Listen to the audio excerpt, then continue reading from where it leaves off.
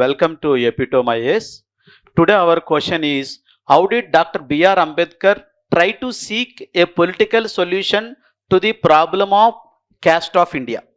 To the problem of caste of India. ఎలా doctor BR Ambedkar భారతదేశంలోని కుల సమస్యకు రాజకీయ పరిష్కారం కోసం ప్రయత్నించారు. సో భారతదేశంలోని కుల సమస్య అనేది ఉంది, మనందరికీ తెలుసు. ఆ కుల సమస్యకు రాజకీయ ప్రయత్నం కోసం ఎలా ప్రయత్నించారు అన్నది మన క్వశ్చన్ అమ్మా. Yes, so coming to the point. And మీకు తెలుసు డాక్టర్ భీమ్రావ్ రామ్జీ అంబేద్కర్, సో ఇతన్ని ఏ మెస్సయ్య ఫర్ అన్టచబుల్స్ అని మనకు చెప్పడం జరిగిందమ్మా. అంటే అణగారిన వర్గాల వారికి ఇతన్ని మెస్సయ్యగా పిలవడం జరిగింది. ఎవరిని? డాక్టర్ బిఆర్ అంబేద్కర్ని మెస్సయ్యగా పిలవడం జరిగింది. ఎస్, అంటే అన్టచబుల్స్కి ఇతను ఇండియాలో ఒక దేవుడిగా ఇతన్ని భావించడం జరిగిందమ్మా. అయితే ఇతను ఒక పక్క ఇండియన్ కాన్స్టిట్యూషన్ని రాస్తూనే ఇంకొక పక్క భారతదేశ సమాజాన్ని మౌల్డ్ చేసినటువంటి గొప్ప వ్యక్తి అమ్మ. Right on the point. భారతదేశ సమాజాన్ని మౌల్డ్ చేసినటువంటి గొప్ప వ్యక్తి అంబేద్కర్.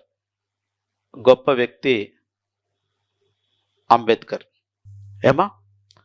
అయితే అంబేద్కర్ ఎప్పుడు అతను ఎట్లా ఉండేది, అతని థాట్ ప్రాసెస్ అంటే ఈ క్యాస్ట్ సిస్టాన్ని, భారతదేశంలో ఉండేటటువంటి క్యాస్ట్ సిస్టమ్ ఏదైతే ఉందో దాన్ని ఎరాడికేట్ చేయాలి, నిర్మూలన చేయాలి. క్యాస్ట్ సిస్టమ్ ఏదైతే ఉందో దాన్ని నిర్మూలన చేయాలి. సో మీకు తెలుసు Ambedkar himself was a victim of untouchability. అతను కూడా బాధితుడే అమ్మ ఈ అన్టచబిలిటీకి. అతను కూడా ఈ అన్టచబిలిటీకి, ఈ అస్పృశ్యత అంటాం కదా, అన్టచబిలిటీకి అతను కూడా స్వయాన బాధితుడే. కాబట్టి ఇతను ఈ క్యాస్ట్ సిస్టంలో ఉండేటటువంటి హైరార్కీని ఏదైతే ఉందో దాన్ని బ్రేక్ చేయాలని. మనకు జనరల్గా క్యాస్ట్ సిస్టమ్ అనేది మీరు చూశారు, మనకు ఎప్పటి నుంచో అమ్మ, లేటర్ వేదిక్ పీరియడ్ నుంచే మనకి కంప్లీట్గా బ్రాహ్మణ, క్షత్రియ, వైశ్య, శూద్ర ఇట్లా మనకు ఉంటుంది. చివరిలో మనకి శూద్ర, తర్వాత మనకు అన్టచబుల్స్. సో ఇట్లా మనకి క్యాస్ట్ సిస్టమ్ అనేది ఉండేది. ఎస్, ఇట్లా మనకి ఈ క్యాస్ట్ సిస్టమ్ ఉండేది. ఈ క్యాస్ట్ సిస్టంలో ఉండే హైరార్కీని కంప్లీట్గా దీన్ని ఏంటమ్మా కంప్లీట్గా నిర్మూలించాలి అని చెప్పి ఇతను ప్లాన్ చేశాడు. అయితే ఒక పాయింట్ ఏంటంటే ఆ రోజుల్లో ఇది ఒక రెవల్యూషనరీ థాట్గానే మనం చెప్పొచ్చమ్మా. ఆ రోజుల్లో ఇది ఒక రెవల్యూషనరీ థాట్గానే చెప్పొచ్చు. ఎందుకంటే చాలా బలంగా ఈ క్యాస్ట్ సిస్టమ్ అనేది నాటుకుపోయిందమ్మా, even in the modern time పీరియడ్లో కూడా. మరి దాన్ని తీసివేయాలి, దాన్ని ఎరాడికేట్ చేయాలంటే ఇదొక రెవల్యూషనరీ థాట్గానే మనం చెప్పొచ్చు. అంటే విప్లవాత్మకమైన ఆలోచనగానే మనం చెప్పొచ్చు. ఎందుకంటే ఆల్రెడీ కొన్ని వందల సంవత్సరాల నుంచి క్యాస్ట్ సిస్టమ్ అనేది నాటుకుపోయింది. సో ఒక పాయింట్లో అతను ఏం చెప్తారంటే, చాలా మంచి ఆలోచన ఉన్న బ్రాహ్మణ్స్ కూడా దళితులకి లిబరేషన్ కల్పించలేకపోయారు అని చెప్తాడు. Right on the point. So చాలా గుడ్ ఇంటెన్షన్స్ ఉన్నటువంటి బ్రాహ్మణులు కూడా అతను ఎనిహిలేషన్ ఆఫ్ క్యాస్ట్ అనే ఒక బుక్ని రాయడం జరిగింది. మీకు తెలుసు, ఎనిహిలేషన్ ఆఫ్ క్యాస్ట్.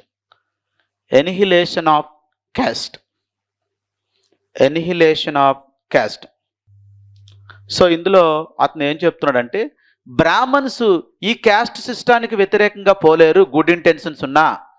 ఎందుకంటే ఇవన్నీ ఎక్కడ రాయబడ్డాయి? వేదాలు, పురాణాలు వీటిలో రాయబడ్డాయి. సో వీళ్ళు దీనికి వ్యతిరేకంగా చెప్పాలంటే వేదాలు, పురాణాలకు వ్యతిరేకంగా చెప్పాలి. కాబట్టి ఇది కుదరని పని.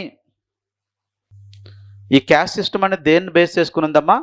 భారత సమాజంలో ఉండే వేదాలు, శాస్త్రాలు, సో పురాణాల్లో సూచనలకు కట్టుబడి ఉంది. అయితే ఇతను ఏం చేశారంటే, దీనికోసం అంబేద్కర్ గారు ఏం చేశారంటే, సో ఎట్లా ఉండాలి సమాజం అనేది ఒక మాటలో చెప్పారమ్మా. ఎట్లా ఉండాలి అంటే అంబేద్కర్ క్రూరమైన, రైట్ ఆన్ ద పాయింట్, క్రూరమైన ఆచారాలు సాంప్రదాయాలు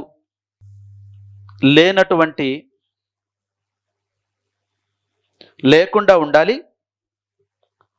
క్రూరమైన ఆచారాలు సాంప్రదాయాలు లేకుండా ఉండాలి. అలాగే హేతువు ఆధారంగా సమాజం ఉనికిలో ఉండాలని తను భావించారు. హేతుబద్ధంగా అంటే రేషనాలిటీ బేస్ మీద. హేతుబద్ధంగా అంటే రేషనాలిటీ ఆధారంగా సమాజం ఉనికిలో ఉండాలని హేతుబద్ధంగా సమాజం ఉండాలి. క్రూరమైన ఆచారాలు సాంప్రదాయాలు ఉండడం కాదు. అంటే హేతుబద్ధంగా అంటే మరి రేషనాలిటీ అంటే ఒక క్వశ్చన్ వేస్తే దానికి ఆన్సర్ ఉండాలి. ఇప్పుడు సతీ అనేది జరుగుతుంది, ఎందుకు చేస్తున్నారు అంటే మా తాత చేస్తాడు అందుకే మేము చేస్తున్నాం అని చెప్పకూడదు. ఎందుకు చేస్తున్నావు కరెక్ట్గా చెప్పాలి. చైల్డ్ మ్యారేజెస్ ఎందుకు చేస్తున్నావు, అర్థమన్నా, అంటే హేతుబద్ధంగా ఉండాలి అని చెప్పాడు. అంతేకాకుండా అంబేద్కర్ ఇంకేం చెప్పారంటే హైరార్కీ మరియు కాలుష్యంపై ఆధారపడిన ఈ హిందూ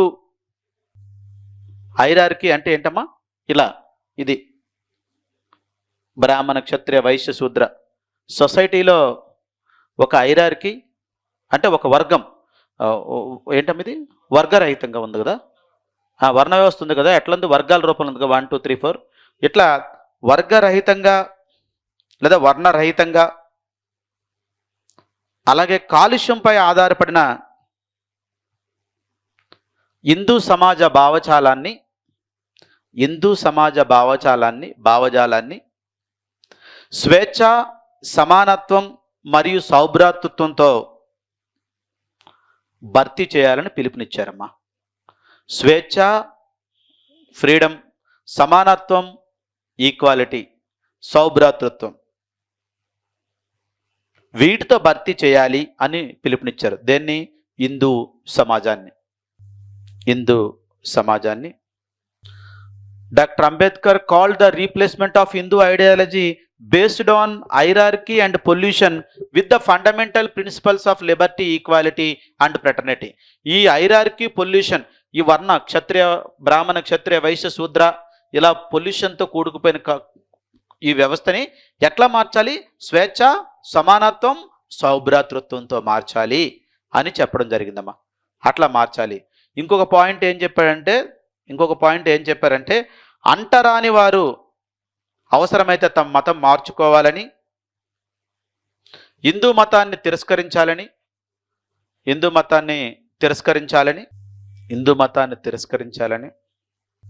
చెప్పడం జరిగింది. అంతేకాకుండా కులాన్ని లేదా అంటరానితనాన్ని గుర్తించని మతంలోకి మారిపోవాలని చెప్పారమ్మా. కులాన్ని లేదా అంటరానితనాన్ని గుర్తించని మతంలోకి మారాలని ఆయన కోరారు. కులాన్ని మరియు అంటరానితనం అంటే ఇప్పుడు మనకి బౌద్ధ మతం అవన్నీ ఏంటి? కులము, అంటరానితనం ఇవి గుర్తించవమ్మా. సో అందులో ఎవరైనా ఒకటే. అది గట్టిగా మై పాయింట్, అర్థమైంది ఆ పాయింట్. కులాన్ని, అంటరానితనాన్ని, అన్టచబిలిటీ అండ్ క్యాస్ట్ని ఈ రెండు గుర్తించకుండా ఉండేటువంటి ఏదైనా మతం ఉంటే అందులోకి మతానికి మారిపోరు. ఇంకొక పాయింట్ ఏం చెప్పారంటే ఈ కుల వ్యవస్థ ఏదైతే ఉందో దీని నిర్మూలన చేయాలంటే, అన్నిటికీ కుల వ్యవస్థే కదమ్మా. ఇలా ఈ హైరార్కీ ఉండడం వల్లే కదా గొడవలు. బ్రాహ్మణ క్షత్రియ వైశ్య శూద్ర అండ్ అంటరాని వారు ఇట్లా ఉండడం వల్లే కదా పై వర్గం కింద వర్గం అని ఉంది హైరార్కీ. ఇది లేకపోతే ఏ గొడవ ఉండదు కదా. సో కుల నిర్మాణంకు ముఖ్యమైనది ఏంటంటే మనకు ఇంటర్ క్యాస్ట్ మ్యారేజ్ చేసుకోవాలి. ఇదే కుల నిర్మూలనకు ముఖ్యమైన కారణం. కుల నిర్మూలనకి ముఖ్యమైనదని చెప్పడం కూడా ఇదమ్మా. కుల నిర్మూలనకు కులాంతర వివాహమే మార్గమని అంబేద్కర్ అభిప్రాయపడ్డారు. కుల నిర్మూలనకు కులాంతర వివాహమే మార్గమని అంబేద్కర్ అభిప్రాయపడ్డారు. ఎస్, అంతేకాకుండా అంటరాని వాళ్ళు ప్రత్యేక నియోజకవర్గాలు ఏర్పాటు చేసుకోవాలి. ఏర్పాటు చేసుకోవాలి అని చెప్పారమ్మా. ఇట్లాంటి ఏర్పాటు చేసుకునే వరకు గుర్తింపు ఉండదు. ఏర్పాటు చేసుకునే వరకు గుర్తింపు ఉండదు అని చెప్పడం జరిగింది. అంటే భారతదేశంలో అధికారాన్ని నియంత్రించే వారు ఎవరున్నారో వాళ్ళ దగ్గర నుంచి మనకి గుర్తింపు లభించాలి అంటే ప్రత్యేక రాజకీయ నియోజకవర్గాలని ఏర్పాటు చేసుకోవాలి. అస్పృశ్యులు మరియు అణగారిన వర్గాల వారు, అస్పృశ్యులు మరియు అణగారిన వర్గాల వారు అస్పృశ్యులు మరియు అణగారిన వర్గాల వారు అధికార ప్రాతిపదికన వివిధ పార్టీలతో చర్చలు